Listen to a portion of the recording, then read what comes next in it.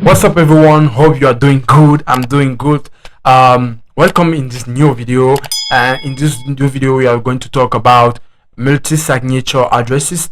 And this is what we saw the last time, but I forgot to move my stream video here, so it was a little bit embarrassing. So now I'm going to arrange everything is okay now, and I hope that you are going to see almost all the code that I'm going to show you and the debug part.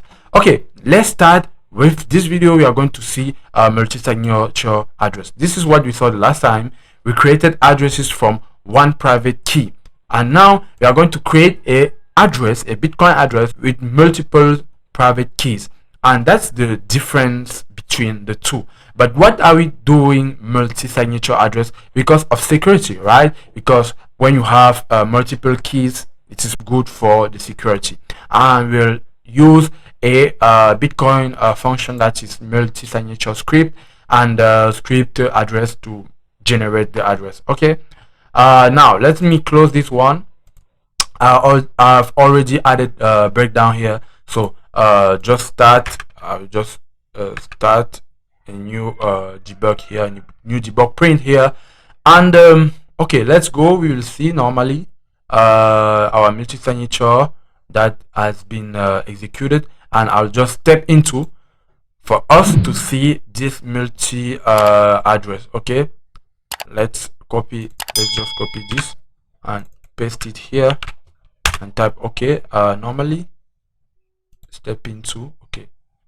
This multi signature address is not so different from the single signature address. The only difference is just the security. Like I taught you, it is the same structure, it's the same size, not so long like the previous one. That is important, it's quite important. And now I'm going to show you something.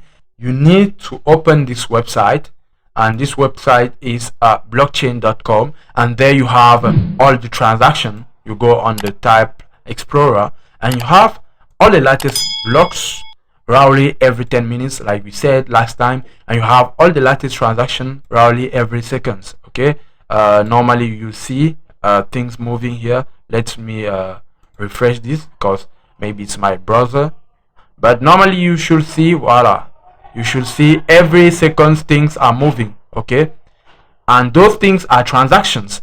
And if I open a transaction like this, you will see we have multiple information that is unconfirmed yet, but you have the hash, cryptography hash. You have the address, maybe the address that is selling or receiving bitcoins, and you have another address. So if I copy this address, this is what I'm going to show you. If I copy this address, I can have the history. I can look for the history of an address on the entire blockchain.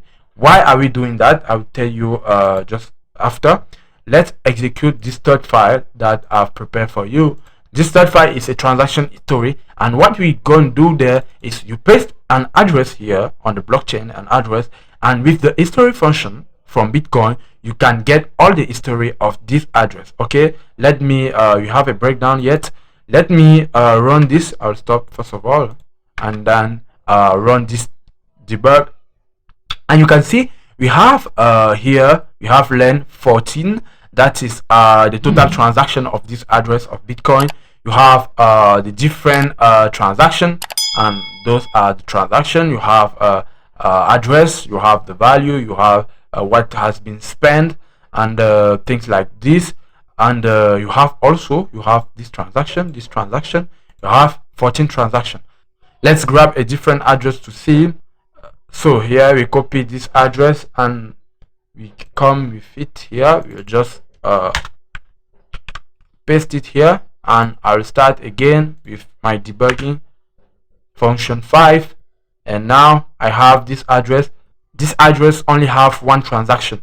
So what am I doing this? What am I show you how to grab the history of an address on the blockchain? I just want to show you that the blockchain is public. You know, you can have the history of any address on the blockchain, but there's no identity behind. That means that you cannot know if this address is the address of Daniel or it's my address, you cannot know, but you can have the history of this address. That is a way that you use to know what are the addresses in a cryptocurrency that has enough of this crypto, and it's important for technical analysis. So that's all for this video. I'm not going to be long. I just tried to have a little video so that you can understand. My English is not too good, so I noticed that I'm a French. I'm just trying to speak in English first, but I hope that everything is clear for you. And don't forget to subscribe, leave me a like, leave me a comment in the section. If you have a question, I will answer your question. So give me a like and see you in the next video, guys.